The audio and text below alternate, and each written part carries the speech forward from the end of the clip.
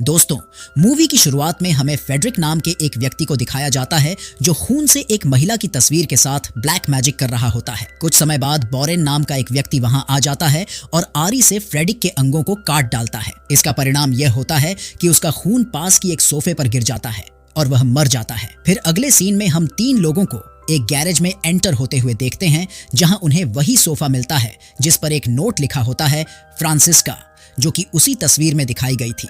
फिर हमें फ्रांसिस्का को एक क्लब में दिखाया जाता है जहां पर वह डांसर के रूप में काम करती है।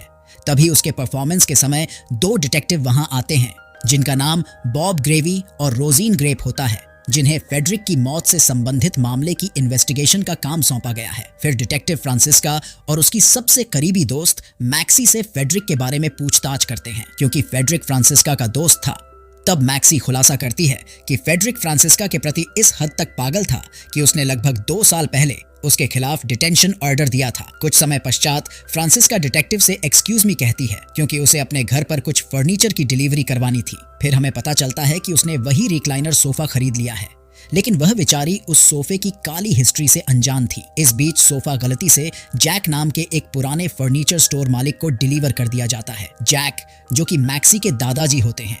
हालांकि मैक्सी के दादा उस सोफे को अपना नहीं बताते हैं, इसीलिए डिलीवरी बॉय सही पता खोजने के लिए नोट हुए एक नंबर पर कॉल करता है। इस सब के बीच जैक को उस सोफे की तरफ देखकर कुछ अजीब सा एहसास होता है और जैसे ही वह सोफे को टच करते हैं तो उन्हें जंगल में भागती हुई एक महिला के विजन आता है। इसके बाद अचानक वह जमीन पर गिर जाते हैं, लेकिन डिलीवरी बॉय किसी तरह उन्हें बचा लेता है। उसके बाद मैक्सी फ्रांसिस्का को उसके घर ड्रॉप करते हुए दिखाई जाती है, जहां हमें फ्रांसिस्का का बॉयफ्रेंड टीजे उसी सोफे पर बैठे हुए दिखाई देता है।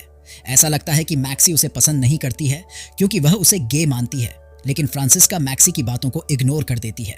उसके बाद जब टीजे ऊपर फर्नीचर ला रहा होता है तो हमें फ्रांसिस्का फेडरिक की मौत की वजह से फ्रस्ट्रेशन में दिखाई देती है। इसी वजह से वह अपने बॉयफ्रेंड से उस रात उसके साथ ही रुकने के लिए कहती है, लेकिन उसके पास पहले से ही कई काम होते हैं। उसी रात डिनर के दौरान मैक्सी के दादा उस इंसिडेंट के बारे में ही सोच रहे होते हैं। फिर वह अपनी पत्नी जूली के साथ इस बात पर चर्चा करते हैं, जो उनकी बातों को सुनकर सोचती है कि लगता है उसके पति के पास भी उसके पिता की तरह मानसिक टैलेंट है। यह विश्वास करते हुए कि सोफे पर किसी बुरी आत्मा का कब्जा है, जैक एक डाई बुक में भटकती हुई आत्मा के बारे में स्टडी करने लगते हैं और फिर एक वीडियो देखने के बाद उन्हें पता चलता है कि किसी को भी ऐसे बुरे कामों में इंक्लूड नहीं होना चाहिए, अन्यथा आत्मा उसके शरीर और मन में एक रिलेशन स्थापित कर लेगा। साथ में वीडियो में यह भी चेतावनी दी जाती है कि इससे अजीब हेल्थ प्रॉब्लम्स भी हो सकती हैं, जो जैक में पहले से ही स्पष्ट दिखाई दे रहे होती हैं। इस बीच जब फ्रांसिस्का नहा रही होती है तो उसे एक शोर सुनाई देता है। जैसे ही वह दरवाजा खोलती है तो वह एक डरावने जोकर का मास्क पहनी मैक्सी को देखकर डर जाती है। फिर वे दोनों एक साथ मिलकर मूवी देखते हैं। साथ ही वे जीवन में अपनी प्रॉब्लम्स के बारे में भी चर्चा करते हैं, जिसमें मैक्सी बढ़ते कर्ज के कारण अपने गरीब पिता की प्राचीन वस्तुओं की दुकान बंद करने के फैसले का भी खुलासा करती है। यह सुनकर फ्रांसिस्का मैक्सी को अपने म्यूजिक पर और अधिक ध्यान देने की एडवाइस देती है, क्योंकि म्यूजिक का मैक्सी में टैलेंट भी है। फिर जाने से पहले मैक्सी फ्रांसिस्का से कहती है कि वह फेडरिक के बारे में ज्यादा ना सोचे, क्योंकि फेडरिक के साथ में जो कुछ भी हुआ है उसमें उसकी कोई गलती नहीं है। फिर जैसे ही वह अपनी कार की ओर बढ़ती है तो वह देखती है कि खिड़की से वही सोफा उसकी तरफ देख रहा है, हालांकि दूसरी नजर में वह गायब हो जाता है। बाद में फ्रांसिस्का भी सोफे पर लेटे हुए एक रोमांटिक सेक्सुअल एक्सपीरियंस करती है। फिर अचानक आधी रात को वह अपने बिस्तर से उठ जाती है क्योंकि उसे कोई बुरा सपना आया होता है। फिर सोफे के पीछे हमें उसी लड़की की आकृति दिखाई देती है जिसे जैक ने अपने विजन में देखा था। फिर जैसे ही सुबह को फ्रांसिस्का जागती है तो उसे कई मोमबत्तियां मिलती हैं, जो उसे नाश्ता करने के लिए सोफे की ओर ले जाती है। लेकिन टीजे को घर में देखकर वह सोचती है कि यह सब टीजे ने किया है, इसलिए वह उसका थैंक यू करती है। दूसरी ओर हमें डिटेक्टिव ग्रेवी क्राइम सीन पर मिली वस्तुओं की जांच करते हुए दिखाया जाता है, जिसमें वह फ्रांसिस्का की तरह कई डॉल का ग्रुप खोजता है। परिणाम स्वरूप वह एक बार फिर मैक्सी और फ्रांसिस्का को पूछताछ करने के लिए बुलाता है। इस दौरान फ्रांसिस्का कहती है कि ज्यादातर पुरुष ही उसकी तरफ अट्रैक्ट हो जाते हैं, जिनमें से फेडरिक भी एक था और मैं उसे केवल एक दोस्त मानती थी, लेकिन वह मेरे करीब आना चाहता था। यही कारण था कि मैंने उसे यह सब न करने की वार्निंग भी दी थी और मेरा मानना है कि मेरा प्रेजेंट बॉयफ्रेंड अन्य लोगों के विपरीत मेरे प्रति काफी अच्छा है। जहां हमें यह पता चलता है कि मैक्सी उसे आखिरकार गे क्यों मानती है। इस बीच जब टीजे घर पर कुछ भोजन तैयार कर रहा होता है तब सोफा अपने आप हिलने लगता है। सोफा अचानक आगे बढ़ता है और टीजे के पैरों पर अटैक कर देता है, जिससे टीजे को बहुत दर्द होता है। घबराहट की स्थिति वह बहुत ही जल्द फ्रांसिस्का को फोन लगाता है, जिसके कारण फ्रांसिस्का डिटेक्टिव के साथ घर पर पहुंच जाती है। पहुंचने पर उन्हें पता चलता है कि सारे का सारा कमरा धुएं से भरा हुआ है और टीजे बाथटब में लेटा हुआ है, जिसमें से काफी खून बह रहा है। जिसके बाद में टीजे अब मानने लगा है कि उस सोफे पर बुरी ताकतों का कब्जा है। इसी कारण वह सड़क के नीचे अपनी माँ के घर पर रहने का ऑप्शन चूज करता है, लेकिन इसके बावजूद भी वह सोफा उसका पीछा नहीं छोड़ता है। बाद में उसी रात टीजे को अपनी विंडो पर थपथपाहट सुनाई देती है। जांच करने पर उसे वही सोफा बाहर दिखाई देता है, जिसके कारण वह घबरा जाता है। इसीलिए वह हड़बड़ी में विंडो बंद करने की कोशिश करने लगता है, लेकिन सोफा उसे ऐसा करने से रोककर उसके कमरे में एंटर हो जाता है। टीजे मदद के लिए भी चिल्लाता है, लेकिन उसकी आवाज कोई भी नहीं सुन पाता है, क्योंकि उसकी माँ ने भी हेडफोन लगाए होते हैं। परिणाम स्वरूप सोफा उस पर अपनी नुकीली स्प्रिंग से हमला कर देता है, जिसके कारण उसकी मृत्यु हो जाती है। इधर मैक्सी के दादा ने डायबुक अनुसंधान की गहराई से जांच की और उन्होंने पता लगाया कि यह पीड़ितों की आत्माओं को खिलाता है। जिसके बाद जैक और उसकी पत्नी एक मैजिक करते हैं, जिससे वह इस बार और अधिक जानकारी प्राप्त करने के लिए अपने विजन को फिर से देख सके। जैसे ही जैक पास्ट में पीछे जाते हैं तो वह देखते हैं कि एक महिला एक अन्य महिला के सामने अपना गला काट रही है, जबकि एक आदमी दूर से चिल्ला रहा है। जैसे ही जैक अपने विजन से बाहर निकलते हैं तो वह अपनी पत्नी को सब कुछ बताते हैं और वे इस निष्कर्ष पर पहुंचते हैं कि उन्हें वह सोफा ढूंढने की जरूरत है, क्योंकि जिसके पास भी वह सोफा है वह खतरे में है। फिर अगले सीन में वापस आकर फ्रांसिस्का अपने सोफे पर बैठी होती है और अपना अंडरवियर फर्श पर पाती है।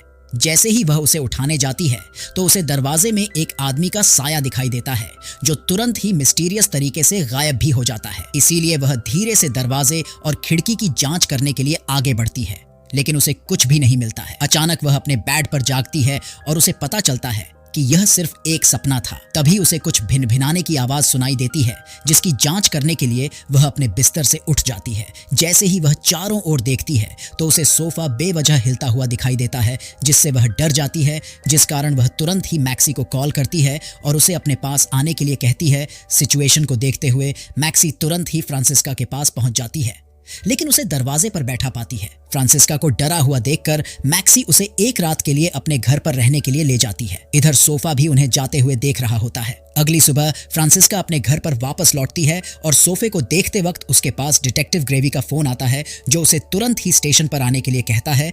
और जैसे ही वह जा रही होती है तो उसकी मुलाकात मैक्सी के चचेरे भाई राल्फ से होती है, जो भी फ्रांसिस्का के प्रति अट्रैक्टिव लोगों में से एक है। हमेशा की तरह वह उसे इग्नोर करते हुए स्टेशन की ओर चली जाती है।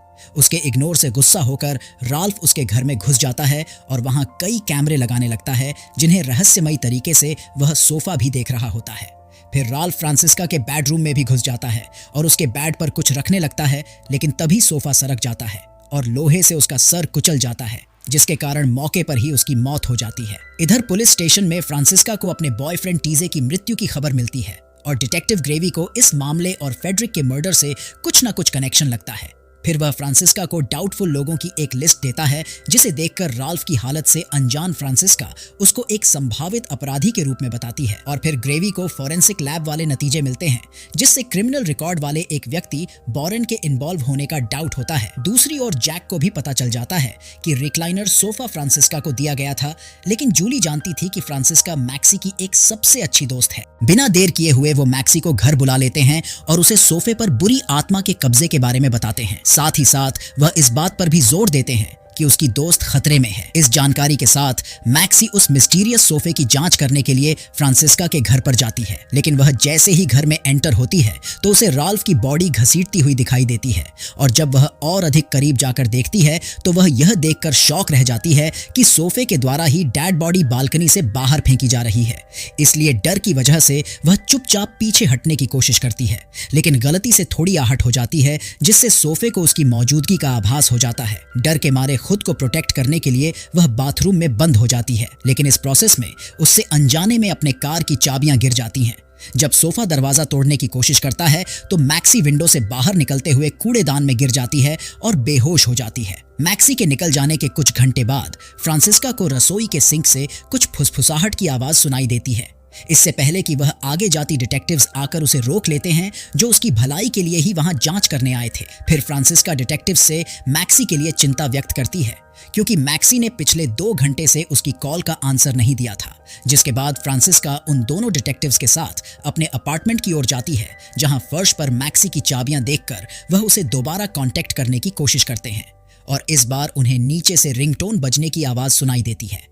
लेकिन डिटेक्टिव्स को डंपिंग एरिया में राल्फ की डेड बॉडी दिखाई देती है। उसी समय फ्रांसिस्का को सोफे पर वैलेरी नाम की फुसफुसाहट सुनाई देती है, जिसके कारण वह घबराकर मैक्सी की कार में बैठकर वहां से भाग जाती है। बाद में फ्रांसिस्का के पास मैक्सी के दादाजी का फोन आता है, जिस वजह से वह उनसे मिलने जाती है। वहां पहुंचकर मैक्सी के दादाजी उसे डायबुक के बारे में जानकारी देते हैं। साथ ही साथ वह वैलेरी नाम के बारे में भी सोच रही होती है जो उसे 18 के दशक के एक कपल की याद दिला रहा होता है जिनका नाम जेरार्ड और वैलेरी था, जो कि जादू टोना करते थे। फिर वे हिस्ट्री में गहराई से जाते हैं और उन्हें पता चलता है कि वैलेरी ने मैरी, जो फ्रांसिस्का की परदादी थी, के सामने एक अकल्पनीय अपराध किया था। जैक के अनुसार वैलेरी के पास उसके रास्ते में आने वाले किसी भी व्यक्ति से जुनूनी भक्ति प्राप्त करने की क्षमता है, जिसका वास्तव में फ्रांसिस्का अनुभव करती है।